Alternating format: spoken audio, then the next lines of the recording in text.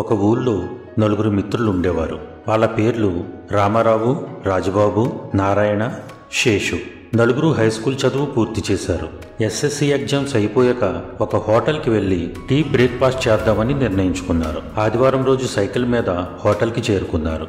వాళ్ళు నలుగురు మాట్లాడుకోవడం మొదలుపెట్టారు.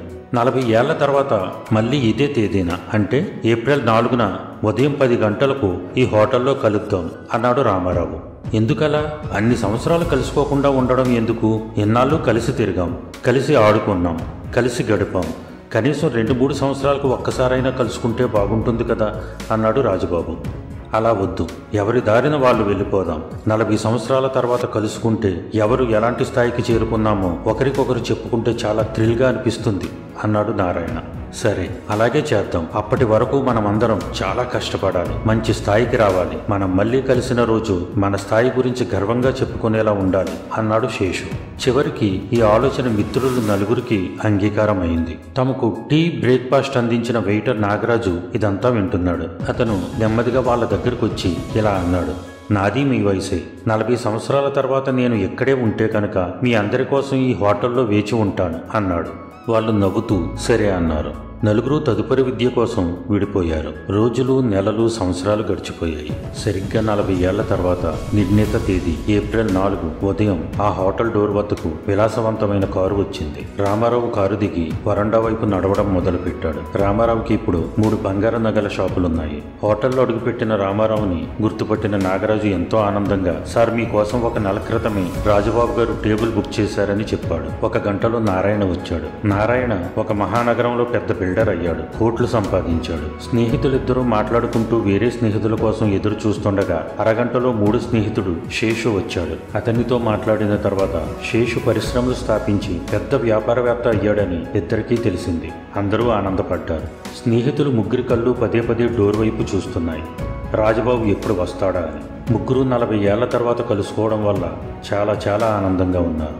గంటల తరబడి కబుర్లు చెప్పుకుంటూ జోక్స్ వేసుకుంటూ కాలక్షేపం చేసినా రాజబాబు రాలేదు. మనకి టేబుల్ కూడా బుక్ చేసి రాజబాబు రాకపోవడం చాలా బాధగా ఉంది. మనం నలుగురం కలుసుకుంటాం అనుకున్నాను బాధగా అన్నాడు రామారావు. మనం చదువుకునే రోజుల్లో రాజబాబు వాళ్ళది చాలా పేద కుటుంబం. వాళ్ళ అమ్మ నాన్న కూలీ చేసి పెంచి వాడిని చదివించేవారు. బహుశా తన జీవితంలో ఏమీ సాధించలేకపోయి ఉండొచ్చు. అందుకే మన మీదున్న ప్రేమతో మనల్ని మాత్రమే కలిపి మన మధ్య తను కలవడం ఇష్టం లేక రాకపోయి ఉండొచ్చు. గతాన్ని గుర్తు చేసుకుంటూ బాధగా అన్నాడు నారాయణ. మనం మధ్యలో కలుస్తూ ఉండకపోవడం వల్ల పెద్ద తప్పే చేశాము. కలిసుంటే వాడికి ఏమైనా సహాయం చేసి ఉండేవాళ్ళం అన్నాడు శేషు. ఇక చేసేదేమీ లేక మిత్రులు ముగ్గురు బయలుదేరడానికి సిద్ధపడి తమ బిల్ ఎంతైందో అడిగారు. బిల్లు అడిగిన వెంటనే ఆన్లైన్లో బిల్లు కట్టేసినట్టు ముగ్గురికి సమాధానం వచ్చింది. ముగ్గురు బయటికి వచ్చారు. అప్పటికి సమయం రాత్రి 8 గంటలైంది. సరిగ్గా అప్పుడే ఓ యువకుడు కారు దిగి బయలుదేరేందుకు సిద్ధమవుతున్న ముగ్గురు స్నేహితుల వద్దకు వచ్చి ఎదురుగా నిలుచున్నాడు. ఆ ముగ్గురు ఆ వ్యక్తిని చూస్తూ ఉండిపోయారు. వచ్చిన ఆ యువకుడు, నేను మీ స్నేహితుడు రాజబాబు గారి కొడుకు రామ్ కుమార్ని అంటూ చెప్పడం మొదలుపెట్టాడు. ఈరోజు మీ రాక గురించి నాన్నగారు చాలాసార్లు చెప్పారు. మిమ్మల్ని కలవడం కోసం ఎంతో ఆతృతగా ఉండేవారు. ఈ రోజు కోసమే నేను ఎదురు చూస్తున్నాను. కానీ గత నెలలో తీవ్ర అనారోగ్యంతో మా నాన్నగారు చనిపోయారు అంటూ ఒక క్షణం ఆగి కళ్ళు తుడుచుకుని మళ్ళీ చెప్పసాగాడు. చనిపోయే ముందు మా నాన్న ఇలా అన్నారు. నేను ఈ లోకంలో లేనని తెలిసినప్పుడు నా స్నేహితులు ఆనందంగా గడపలేరు. ఒకరినొకరు కలుసుకున్న ఆనందం కోల్పోతారు. నా గురించే తలుచుకుని కుమిలిపోతారు. అందుకే ఆలస్యంగా వెళ్ళమని ఆదేశించారు. తన తరపున మిమ్మల్ని కౌగిలించుకోమని కూడా అడిగారు అంటూ తన 2 చేతులు చాచాడు. మిత్రులు ముగ్గురు ఉబికి వస్తున్న దుఃఖాన్ని ఆపుకుంటూ కౌగిలించుకున్నారు. చుట్టుపక్కల జనాలు ఈ దృశ్యాన్ని ఆసక్తిగా చూస్తున్నారు. ఈ యువకుడిని ఎక్కడో చూసినట్లు ఉంది అనుకుంటున్నారు.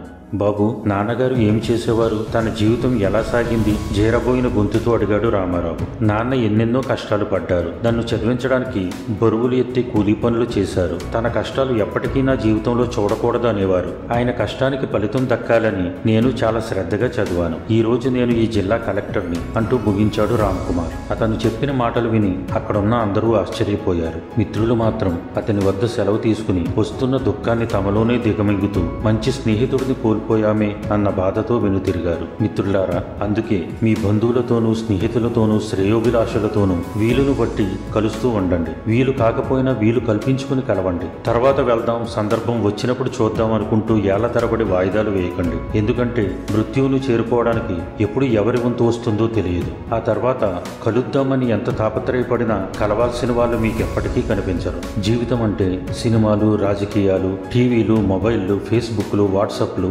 బార్లు, రెస్టారెంట్లు లాంటివి మాత్రమే కాదు. అమ్మలు, నాన్నలు, తోడబుట్టిన వాళ్ళు, అమ్మమ్మలు, నాన్నమ్మలు, తాతయ్యలు, స్నేహితులు, బంధువులు, సరదాలు, సంతోషాలు అన్నీ ఉంటేనే నిజమైన జీవితం.